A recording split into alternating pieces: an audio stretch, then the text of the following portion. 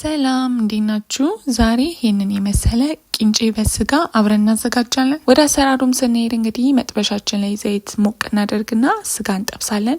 ከጎኑ ደግሞ እንደዚህ በትንንሽ የተከተፈ ካሮትና ድንች በትንሽ ዘይት እየጠበስኩኝ ነው። እሱ ሲበስልልኝ ደግሞ አውጥቼ ላዩ ላይ ሽንኩርት ጠብሳለሁ። ከጎን እንግዲህ ስጋችንም እንደዚህ እየተጠበሰልን ነው። እሱ ሲበስልልን አንስተን የበሰለው ሽንኩርት ላይ እናደርገዋለን። ከዛ ደግሞ ቅድም የጠበስነውንም ካሮትና ድንች እንቀላቅለዋለን ማለት ነው። ከዛ ላዩ ላይ እንደዚህ ጨውን ጨምራለን፣ ሮዝመሪ እናደርግበታለን፣ እንዲሁም ደግሞ ኮረሪማም እንጨምርበታለን። ከዛ ሁሉንም ካዋሃድን በኋላ እንደዚህ ላዩ ላይ ቅቤ እናደርጋለን። አሁን ዝግጁ ነው ለመቀላቀል። የተቀቀለ ቂንጫችንን እንጨምርበታለን።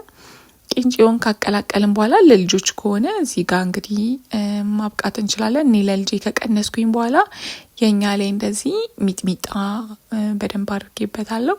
ከዛ እሱን አዋሃዳችሁ እንግዲህ መመገብ ነው እና አላችሁ እንዴት አባቱ እንደሚጣፍጥ የእውነት ከ10 ሰጥቼዋለሁ። ቂንጬን በዚህ መልክ ሞክሩ ትላችኋለሁ።